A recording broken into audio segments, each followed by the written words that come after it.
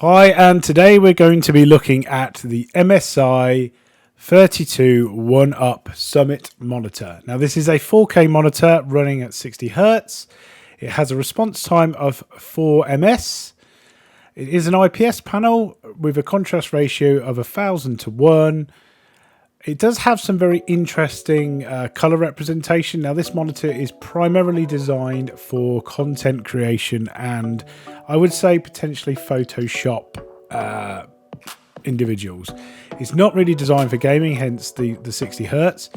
But what it does have is a nice bang for its buck and a great option for a second monitor, which is what I've purchased it for. It does come with a 10-bit panel, albeit it's an 8-bit plus FRC, so it's not really 10 bits, but more of those fake type ones. From a I/O point of view, input wise, it has one display port, which is 1.2, two HDMIs, which are 2.0, one Type-C display alt mode, which only actually outputs around 15 watts. So it's not massively useful, apart from maybe using for your phone.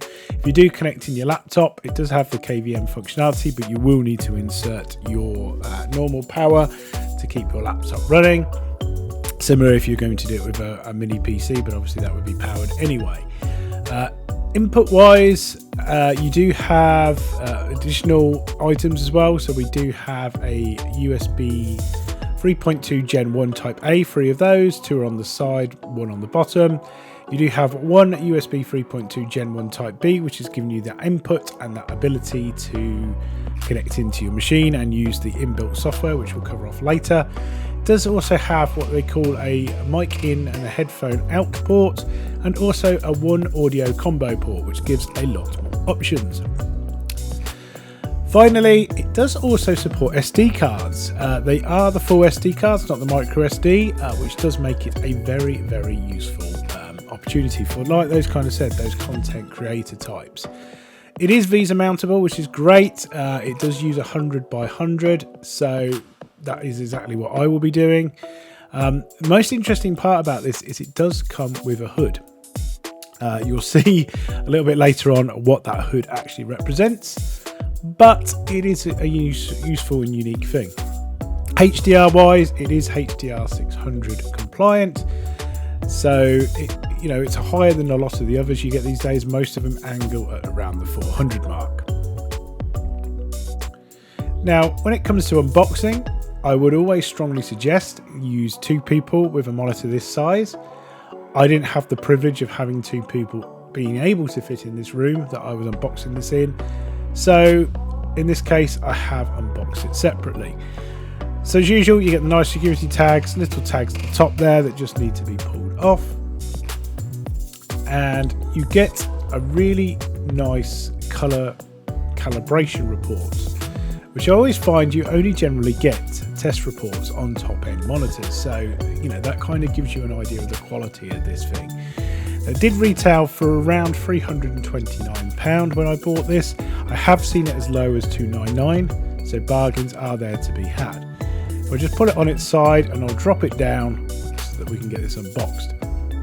Now, like I said, it's something that I wouldn't ever recommend doing with just a single person because it is quite a heavy monitor, let's be honest. Most of that will be obviously the weight of the base, but what you don't want to be doing is dropping your brand new screen at this point. So let's just lay this down. It is taped nicely. It is divided into 2. The monitor normally sits inside there. Now you can see that metal shroud at the top and the back plate in the rear there. The rest is the instruction book with a couple of cables just tucked in there nicely. And let's just, we'll look at this metal shroud and pop all of this out. So removing the metal shroud, it is quite, it is magnetic, but also quite bulky. So it does fold nicely, so you can fold it away. I kind of now keep mine away, out the way. Now we do have a display port cable there, which is 1.2. The USB A to B Gen 1. The USB-C cable, which is quite nice because it's actually quite a long one. How it's rated, that'd be interesting. I might try on a 60 watt monitor and see what happens. And a standard single HDMI cable. Would be nice if they sent you 2. The final thing that's right on the top is these, what they call wall mounts. So they're just standoffs basically. Now these aren't the screws that you'll use to attach the monitor. Now this bit is the back plate that sits over the back to hide the mechanism. And the final item is this back plate at the bottom there. Now the one thing I always hate about when you actually have to put monitors on a desk is the amount of real estate you lose. To be honest, it's about 16 centimeters in depth, so you can kind of get the grasp of how much you're potentially going to lose if you don't mount this to an arm, which is a little bit frustrating. Removing the cellophane wrap, we should now be able to get at the screen. In the screen side of the box, what we have is the column. Now, the column does feel quite weighty. They generally do these days. They're usually made out of metal. Not many of them are plasticky because they won't take the weight. It will connect with just a single thumb screw at the bottom like they normally do. It does have a cable management arm, which is very basic. Now it does look quite an interesting design they've got on this because they've kind of got this swirl that goes up the middle, which kind of made me think that maybe it opens up, but it doesn't. I think it's just a nice aesthetically pleasing design that they've decided to do at MSI. Now if we remove the monitor itself, again, I'd always suggest using two people to do this. We'll now get access to just mount this. Now, I will be mounting this on my Visa arms. However, just to show you, what I will do is put them actually on the stand. I'll only just kind of bodge it though. So again, like I said, it's one of those thumb screws, so it's a nice, almost 10-second job just to get those connected. That's now secure. Now at the top and the back of the monitor are locating pins, as you can probably see on the stand there, those little nozzles that come off the top. And what I'll do just for demonstration purposes is turn it round, and like I said, again, when doing this, always seek assistance. We'll locate that in, and there are 4 screws that will go in. Now the screws you will find in the instruction book. It's not always obvious, it's not these ones, but you will find them in the instruction book, and in this case I'm just going to install a couple to get myself up and running.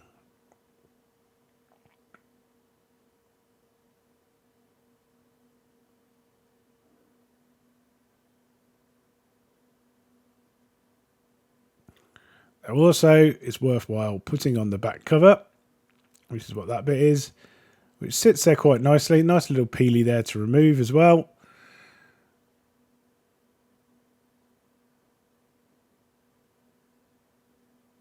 And there's the back of the monitor. So the back of the monitor itself is quite plain. What you do have is a nice little gold logo, the joystick on the left-hand side, and the Kensington lock element on the right. Underneath, what you can see is the 2 HDMIs, the display ports, USB-C, the USB-B, which is your input, your USB-A, and that audio combo port I mentioned.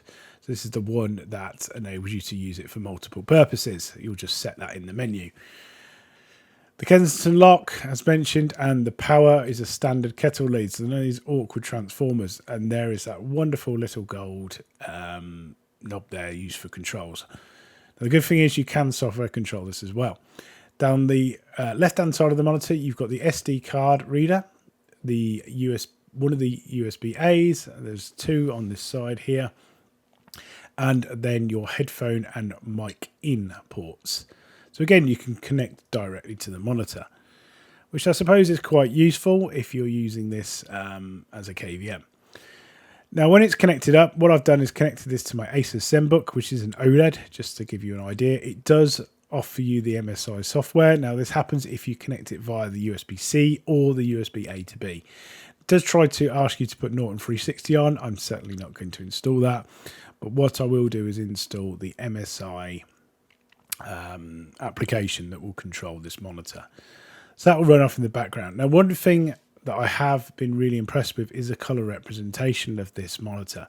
It's very hard to see on a YouTube video, but what I will do is I will bring in the OLED in a short while just to kind of show you the difference. Now, obviously, you'd expect an OLED to pop a lot more, as you can see.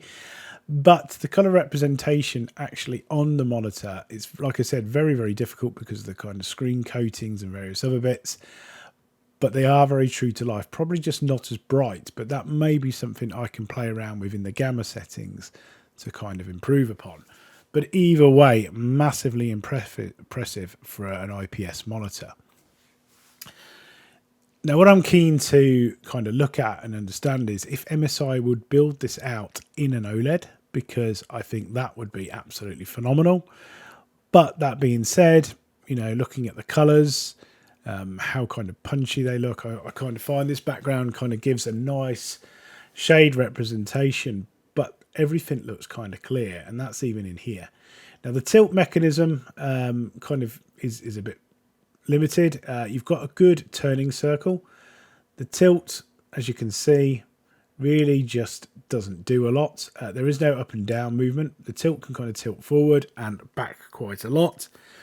But obviously, if you mount this on a monitor arm, you're going to get better success, like here. So this is my MSI 321UP now mounted on my arm on my Secret Labs desk. Now, the one thing you'll notice, it doesn't really work with the metal shroud on with a 2-monitor setup because it does stick out a fair bit. Now, when I mean a fair bit, we're talking around 10 centimeters, if not slightly more. Now, oddly, I was a bit skeptical about this, and it's probably a bit hard again to represent in here because you can see some glare on that top left-hand side of the screen. But actually, from an eye test, this actually did make the colours stand out more. Now, the only thing I can think of is because it's blocking out some other parts of the natural light inside the room, it's making those colours seem more prominent. So I think if you're using this as a 1-monitor setup and the lighting in your room was correct, you'd probably find this actually is a really good deal. Now, is it capable of holding a webcam? Possibly. I wouldn't put a heavy thing there though.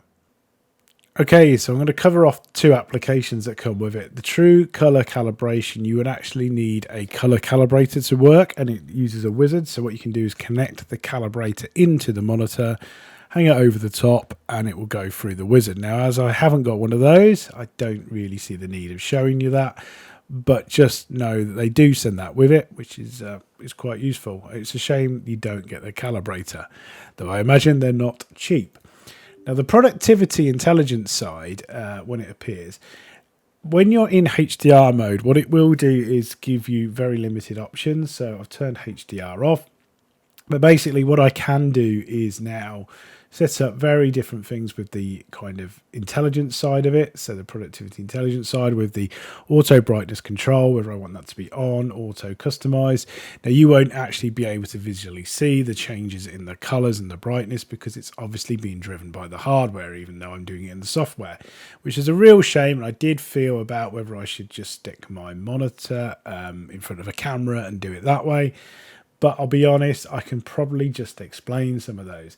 Now, it does say ambient RGB light. Now, all that actually does is basically apply a light to the monitor to make it look like it's RGB, even though it's not. But that's fine. You've got the sound tune. I'm definitely going to keep that off. And then bits on the KVM. Now, the KVM can be controlled via the joystick. It's left to get up the KVM side, right to give you the inputs. You can see stuff like local dimming, low blue light, saturation, gamma, etc. You can set all the kind of screen sizes.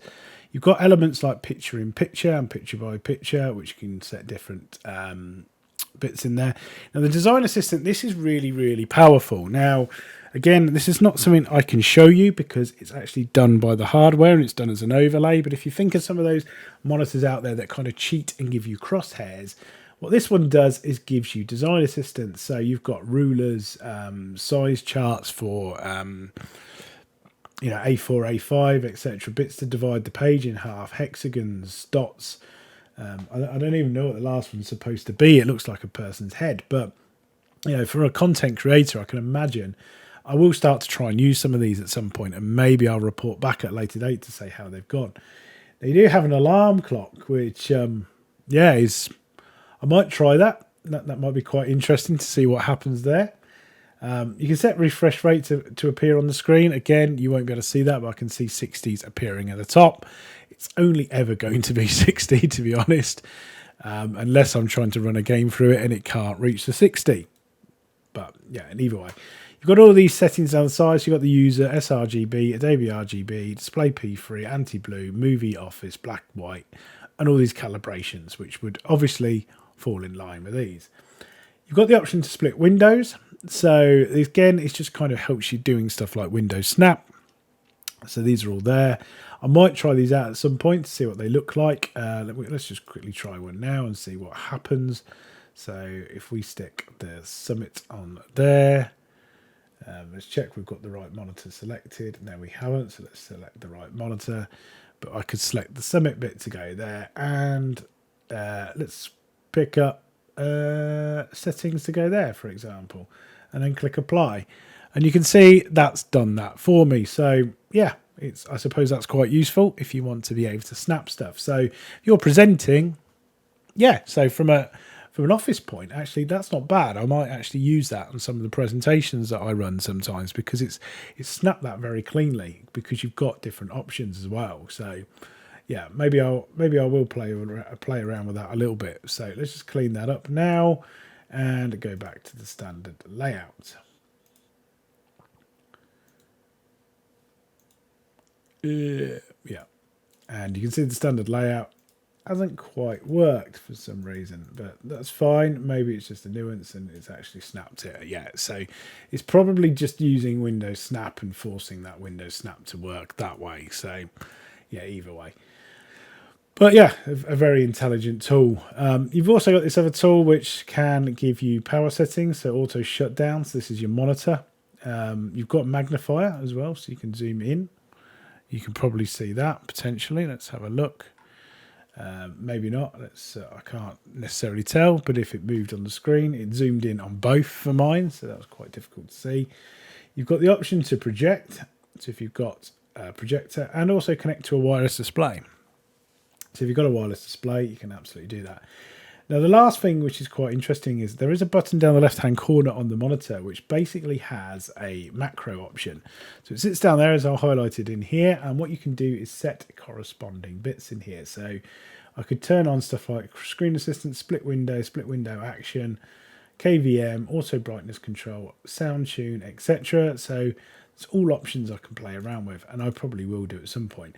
Again, they've got that annoying Norton thing there. For God's sake, nobody wants Norton 360. Thank you very much. But obviously, you know, that's the way that they bundle stuff in. But either way, what an absolutely fantastic monitor. I'm just going to leave you with my closing thoughts. So there we go. That's my kind of in-depth unboxing review of the MS321UP Summit monitor.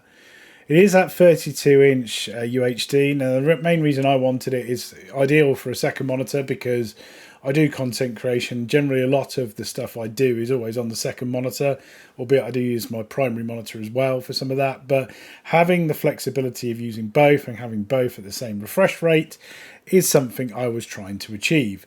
So previously, I used to have a 4K and a 2K, which meant if I was ever dragging windows between the two, it would just, you know, it goes all over the place and resolutions don't stick between the two. Is it a bit gimmicky with the metal shroud?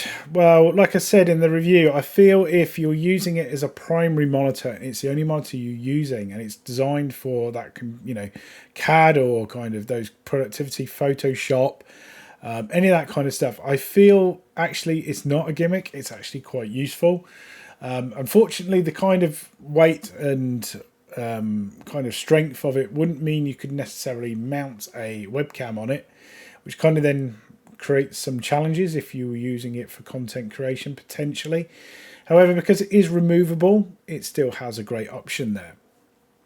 From a price point, like I said, for a 4K monitor, you know, with at least 60 hertz, it was a very good price point. I picked it up for around £329. It certainly wasn't the most expensive 4K monitor I ever bought. I've actually bought some really cheap and nasty ones for around that price point as well, which didn't have the colour representation that this monitor does. Now, I've been using it for about a week now. I got this just over last week. I'll be honest, I've not used all of the functionality yet, mainly because I've been quite busy. But what I might do at the weekend is actually try out some of those overlays, particularly when I'm doing content creation. So whether I'm doing some thumbnails or various other bits, to see how those overlays kind of help. I have used the alarm clock. It's quite an interesting feature, which is quite useful.